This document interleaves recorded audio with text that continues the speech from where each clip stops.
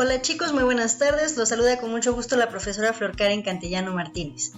Hoy hablaremos sobre el cuento y sus elementos. Vamos a empezar por definir qué es un cuento. Bueno, pues un cuento es la narración breve de hechos fantásticos cuya trama tiene pocos personajes y un argumento sencillo. ¿Ok? De esa manera vamos a identificar lo que es un cuento. El cuento se compone de diversos elementos y a continuación te voy a explicar los más importantes. El elemento número 1 se llama argumento o trama y es el encadenamiento de las ideas, la manera en cómo se van uniendo las situaciones más importantes de la historia. El argumento es que escribas muy brevemente, de manera muy concreta, de qué trata la historia, sin tanto rollo, sin tanto adorno. Si estás leyendo un cuento corto, en un máximo de 5 renglones tendrías que redactar de qué trata. El segundo elemento de los cuentos son las partes del cuento o la secuencia de la historia y se compone de la siguiente manera. En primer lugar tenemos el planteamiento, que es donde se presentan los personajes y se da pie al inicio de la narración. En segundo lugar está el desarrollo, donde se van relatando los sucesos y acciones, y dentro del desarrollo está la parte más importante, más interesante y emocionante de un cuento, que se llama clímax o nudo. Es el momento de mayor tensión de la historia, donde se genera un problema, donde te hacen estar al pendiente de lo que vaya a suceder. Y la última parte del cuento sería el desenlace, que es donde se cierra una historia. ¿Ok? Estas son las partes del cuento. En tercer lugar tenemos a los personajes, y estos los vamos a entender como todos los seres que participan dentro del cuento. ¿Ok?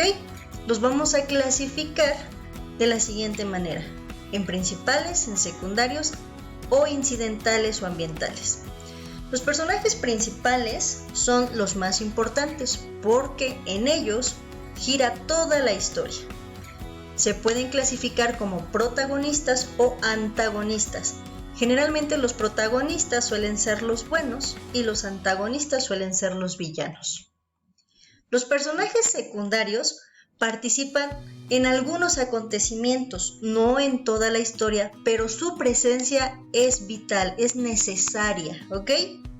Y por último tenemos a los personajes incidentales o ambientales. Ellos participan muy poco, aparecen una o dos veces, pero sí están dentro de la historia.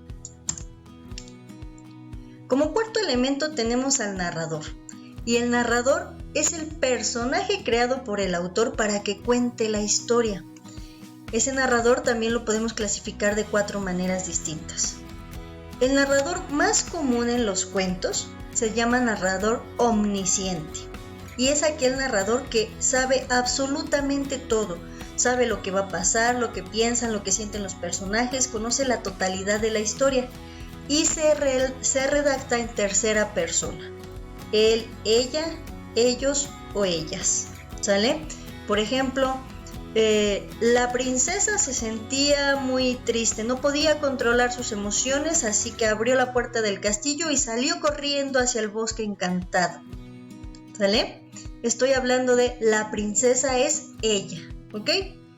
El narrador equisciente también se redacta en tercera persona, pero no sabe lo que sienten los personajes. Esa es la gran diferencia entre el equisciente y el omnisciente. El narrador personaje se va a redactar en primera persona. Es como si yo estuviera relatando una aventura que me tocó vivir o relatando parte de mi historia, ¿ok? Cuando tú identifiques en el cuento que dice y entonces me confundí, me sentí, estoy hablando en primera persona. Y por último tenemos al narrador interlocutor, que se redacta en segunda persona, que es tú. No es muy común, pero en algún momento lo pudieran llegar a encontrar. El quinto elemento de un cuento es el desenlace, y no todos los desenlaces son iguales. Los vamos a clasificar de 2 tipos. El desenlace abierto es aquel que nos va a dejar con la duda de lo que pasó, que nos vamos a poder imaginar 5 finales distintos, pero al final de cuentas pues nunca nos dijo cuál fue el verdadero, ¿ok? Podemos imaginarnos muchas cosas, nos dejó con la duda. y el desenlace cerrado es donde se concluye la historia, como los típicos cuentos de princesas, donde la princesa tiene un conflicto, lleva al príncipe, la salva, se enamoran, se casan y viven felices para siempre. ¿Ok? Ahora, el sexto y el séptimo elemento de los cuentos pertenecen al ambiente. El ambiente son todas las circunstancias que van a rodear la historia, ¿ok? Y el espacio lo vamos a clasificar de dos tipos. Cuando hablemos de espacio físico, nos vamos a referir a todos los lugares donde se desarrolla el cuento. En la montaña, en el castillo, en la galaxia, en una caverna, en la habitación, sale todos los lugares. Y cuando hablemos del espacio psicológico, nos vamos a referir a las emociones y sentimientos que provoca el relato, ¿sale? Que provoca felicidad, alegría, incertidumbre, angustia, tristeza, terror, ¿qué provoca?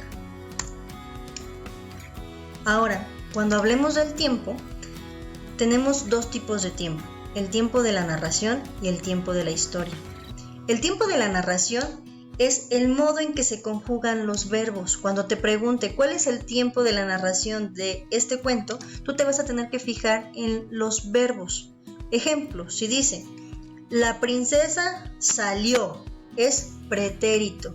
Si dice, el príncipe corre veloz, estoy hablando de presente, ¿ok?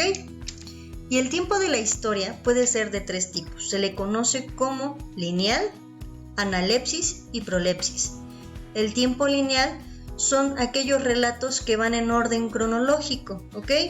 Desde el planteamiento, el desarrollo y el desenlace puedes empezar a lo mejor contando la historia de vida de alguna persona desde que nace, va creciendo y hasta que llega a ser adulto, por ejemplo. La analepsis es distinta. La analepsis es cuando estás en el presente, se regresan al pasado y nuevamente retornan al presente, ¿ok? Un ejemplo que se me viene a la mente muy rápido es la película del Titanic. Empieza con la protagonista ya de la tercera edad, empieza a recordar la historia y a narrar. Y nuevamente cuando termina la película, pues regresan en el presente en el que se encontraban, ¿sale? Ese podría ser un ejemplo de tiempo de historia de analepsis. Y la prolepsis es lo contrario, es cuando están en el presente, se van al futuro y regresan nuevamente al presente, ¿vale? Bueno chicos, pues muchas gracias, espero que me haya podido explicar de la manera más clara posible. Cuídense mucho, les mando un fuerte abrazo y nos vemos en el siguiente video.